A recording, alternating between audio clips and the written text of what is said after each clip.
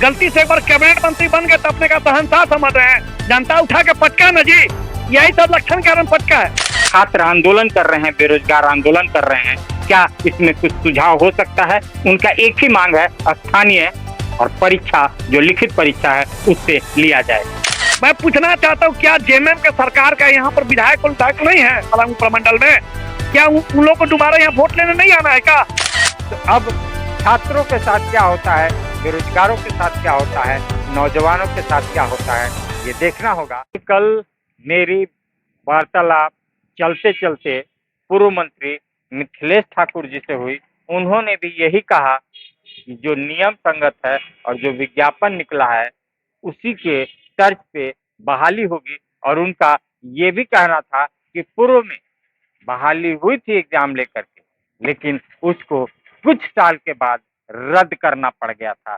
क्या कहेंगे? देखिए, हमको तो अब तय मानते हैं कि जो नियम संगत की बात करते हैं, कितना पढ़े लिखे हैं मिथिलेश ठाकुर जी, आप नियम संगत की बात करते हैं। गलती से एक बार कैबिनेट मंत्री बन गए तो अपने का शहंशाह समझ रहे हैं। जनता उठा के पटका ना जी, यही सब लक्षण कारण पटका है। आप यह नियमावली में त्रुटि देखिए ना। हम कह रहे हैं कि जिस नियमावली के ये हमारा पिछला बार सिर्फ रोस्टर नहीं क्लियर था रिजर्वेशन का, इसके लिए वो विज्ञापन वापस हुआ है।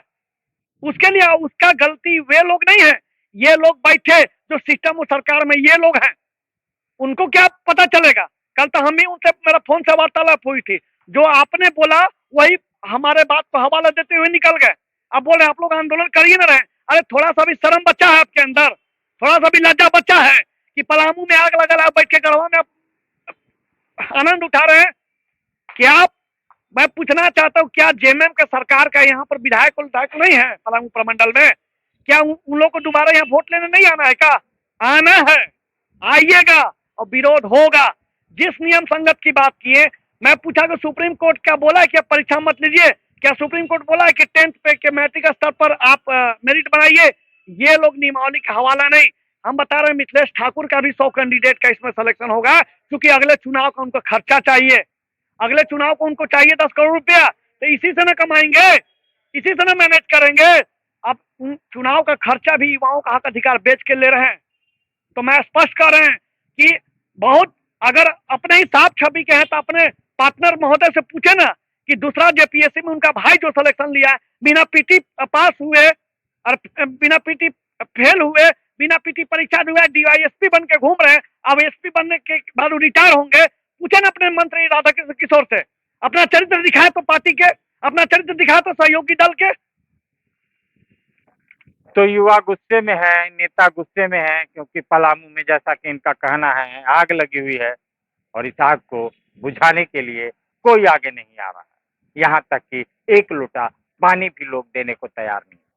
तो अब छात्रों के साथ क्या होता है, बेरोजगारों के साथ क्या होता है, नौजवानों के साथ क्या होता है, ये देखना होगा। आइए सुनिए मिथिलेश ठाकुर जी ने चलते चलते इस जो नियम संगत है उस पे क्या कहा, बेरोजगारों का जो एक घुट्टी कह सकते हैं वो निकली हुई है उस पे क्या कहा। तो आइए हम मिथिलेश ठाकुर जी से बात करेंगे कि आखिर इन बेरोजगारों के साथ क्या अत्याचार होगा, दुराचार होगा या कोई सदाचार भी होगा।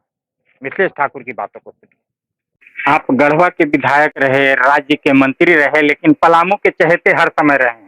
अभी पलामू में एक 4th ग्रेड कर्मचारी का वैकेंसी निकला है, उसमें मेरिट लिस्ट पे सिलेक्शन करना है। एक बड़ा विवाद, छात्र आंदोलन कर रहे हैं, बेरोजगार आंदोलन कर रहे हैं, क्या इसमें कुछ सुझाव हो सकता है? उनका एक ही मांग है, स्थानीय और परीक्षा जो लिखित परीक्षा है उससे लिया जाए। देखिए, हर एक चीज का एक नियमावली होती है। हर एक काम को सुचारू रूप से चलाने के लिए हम लोगों ने जो नियमावली बनाई थी, हम लोगों ने जो कैबिनेट से प्रस्ताव पारित किया था कि झारखंड में सभी नौकरियों, जेएसएससी से लेकर सभी नौकरियों में जितना 3rd ग्रेड 4th ग्रेड में स्थानीय मूलवासियों को ही प्राथमिकता दी जाएगी। अब कौन लोग गए उच्च न्यायालय में, किन्होंने इसको निरस्त करवाया, ये बताने की जरूरत नहीं, सभी जान रहे हैं, सभी लोग जान रहे हैं। जो लोग राज विरोधी हैं, जो लोग जन विरोधी हैं, उन लोगों ने इस हमारे कैबिनेट के फैसले को निरस्त करवाया उच्च न्यायालय से। तो आज भी अगर हम प्रावधानों के विपरीत जाएंगे तो ये सारे जो भी नियोजन है, वो जो भी नियुक्ति प्रक्रिया है, वो रद्द होगी। इसलिए कोई भी काम, जो भी काम हो रहे हैं, जो भी नियुक्तियां हो रही हैं, वो प्रावधान के अनुरूप ही हो रहे हैं, उसके विपरीत नहीं हो रहे हैं। और हमारी सरकार तो चाहती है, झारखंड मुक्ति मोर्चा के नेतृत्व में जो सरकार है वो तो चाहती है कि 100% स्थानीय लोगों की नियुक्ति तृतीय वर्ग, चतुर्थ वर्ग में हमारे एजेंडे में है। लेकिन जो विरोधी है वो नहीं चाहते हैं कि राज्य के युवाओं को उनका हक अधिकार मिले, उन्हें नौकरियां मिले। तो अब जो प्रावधान है उसके अनुरूप ही काम होंगे।